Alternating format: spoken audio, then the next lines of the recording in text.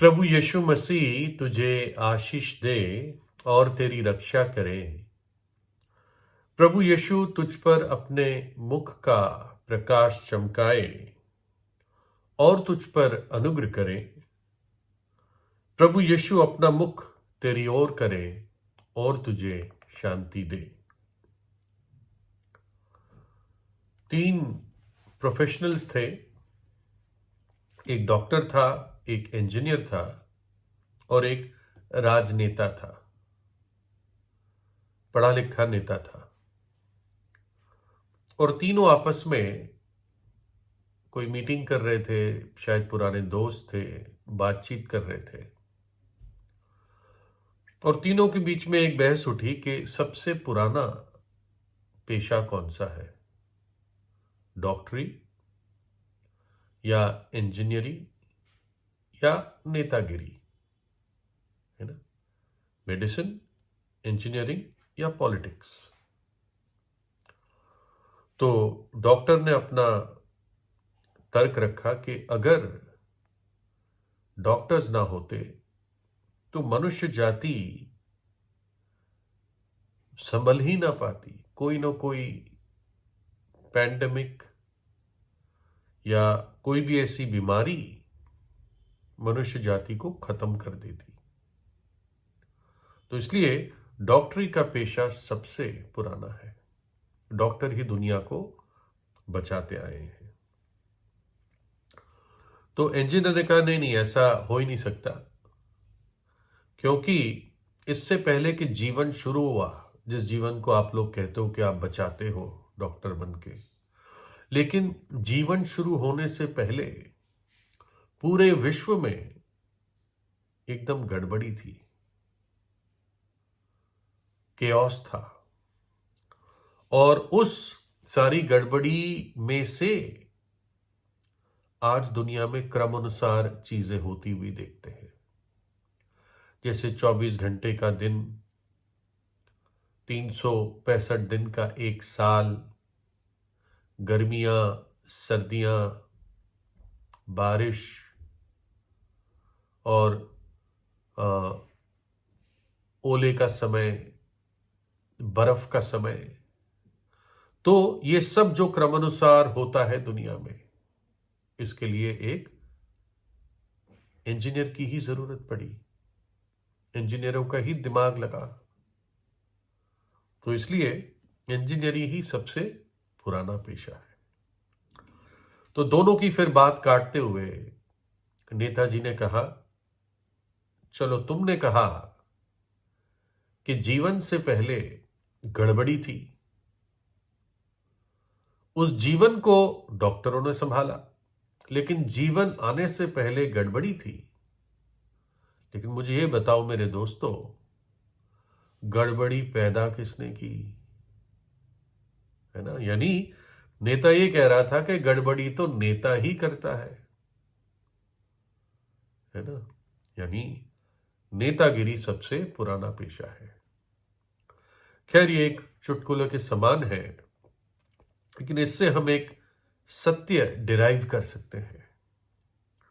बहुत सारे साइंटिस्ट, खगोल शास्त्र के साइंटिस्ट, एस्ट्रोनॉमर्स, जो तारों को, ग्रहों की स्टडी करते हैं, कॉस्मोलॉजिस्ट, जो ये सारी आकाश गंगा की, कॉस्मोस की स्टडी करते हैं, ये सब एक मनता में है कि कोई भयानक विस्फोट हुआ था और उसी विस्फोट से तत्व पैदा हुआ और जो भौतिक नियम है, जो सारी चीजों को कंट्रोल करती है विश्व में, वो भी उस भयानक विस्फोट के साथ साथ ही जन्मा।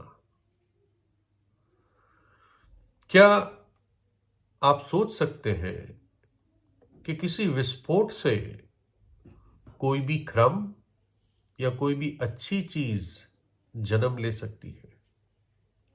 कोई भी सिद्ध चीज, चाहे वो सिद्ध वस्तु हो, चाहे वो सिद्ध नियम हो, कोई सुंदर चीज क्या कोई विस्फोट से कभी जन्म ले सकती है?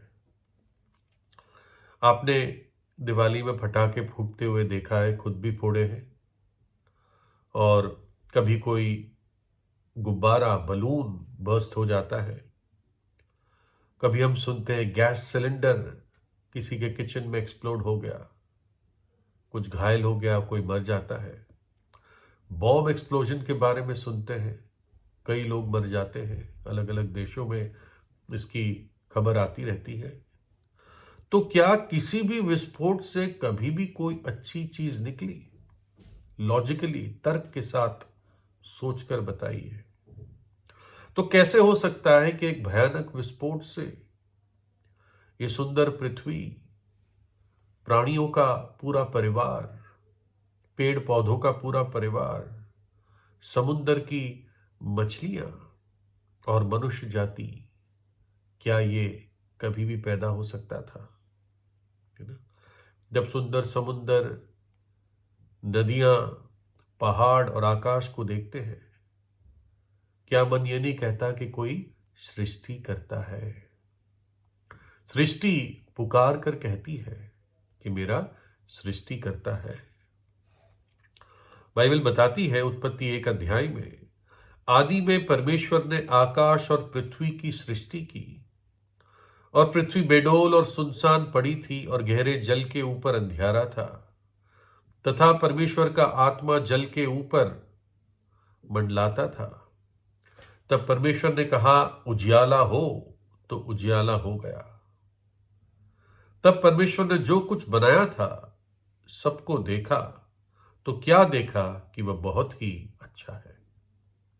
सब कुछ बनाने वाला परमेश्वर है। अपने वचन की सामर्थ्य से उसने सब कुछ बनाया, मनुष्य को अपने हाथों से बनाया। और ये परमेश्वर कौन है? इसका नाम क्या है? हर व्यक्ति जानना चाहता है, जिज्ञासा होती है। यूहन्ना 1 अध्याय में लिखा है, आदि में वचन था, और वचन परमेश्वर के साथ था, और वचन परमेश्वर था। यही आदि में परमेश्वर के साथ था। सब कुछ उसी के द्वारा उत्पन्न हुआ, और जो कुछ उत्पन्न हुआ उसमें से कोई भी वस्तु उसके बिना उत्पन्न न हुई। यानी परमेश्वर का वचन, उसी ने सब कुछ बनाया। आगे क्या लिखा है 14 आयत में, और वचन देहधारी हुआ और अनुग्रह और सच्चाई से परिपूर्ण होकर हमारे बीच में डेरा किया, और हमने उसकी ऐसी महिमा देखी जैसे पिता के इकलौते की महिमा।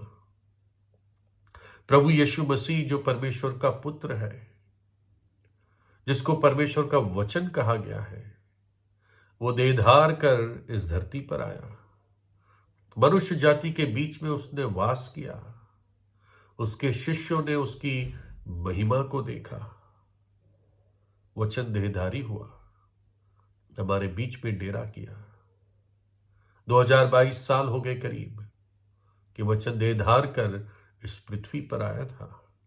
उसका नाम प्रभु यीशु मसीह है। वो एक कुंवारी के जरिए तो उसने जन्म लिया। वो अनुग्रह और सच्चाई से परिपूर्ण था। सच्चाई क्यों? क्योंकि उसने परमेश्वर पिता के न्याय की मांग को पूरा किया। कैसे? उसका न्याय कहता है कि पापों की मजदूरी मृत्यु है, कि परमेश्वर के नियम का उल्लंघन करना पाप है और पाप की सजा है। तो परमेश्वर के पुत्र ने उस सजा को अपने ऊपर ले लिया। कलवरी के क्रूस पर अपनी देह में हमारे पापों को उठाकर उसकी सजा को खुद सह लिया। परमेश्वर का पुत्र क्योंकि वो था, वो तीसरे दिन मृतकों में से जी उठा और सदा जीवित है। लेकिन वो अनुग्रह से भी परिपूर्ण है। अब वो हर पापी को अपना अनुग्रह दिखाना चाहता है, हर पापी को क्षमा करना चाहता है। अगर वो पापी खरे, सच्चे और टूटे हुए मन के साथ परमेश्वर के पास आता है, कहता है, प्रभु यीशु मेरे पाप क्षमा कर दे, मुझे अपने पवित्र लहू से धोकर शुद्ध कर दीजिए, मेरे हृदय में आइए, मुझे नया जीवन दीजिए। उस व्यक्ति को परमेश्वर अनुग्रह दिखाता है, प्रभु यीशु अनुग्रह देता है। और क्योंकि वो पक्षपाती नहीं है, यदि आप विश्वास करेंगे आपको भी वही अनुग्रह देगा। चाहे पापी कितनी गहराई में पड़ा क्यों ना हो, वो पापी को वहां से भी बचा लेता है। इसलिए विश्वास करें और जीवन पाए। प्रभु यीशु ने कहा, मार्ग, सत्य और जीवन मैं ही हूं, है ना। तो ना कोई डॉक्टर, ना कोई इंजीनियर, ना कोई नेता, लेकिन परमेश्वर ही सृष्टि करता है। ना केवल उसने हमारी सृष्टि की, परंतु उसने हमारे लिए मनुष्य के इतिहास में आकर अपना प्राण क्रूस पर दिया।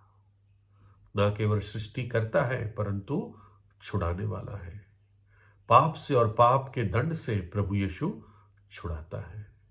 उसी से प्रार्थना कीजिए। प्रभु यीशु आपको आशीष दे।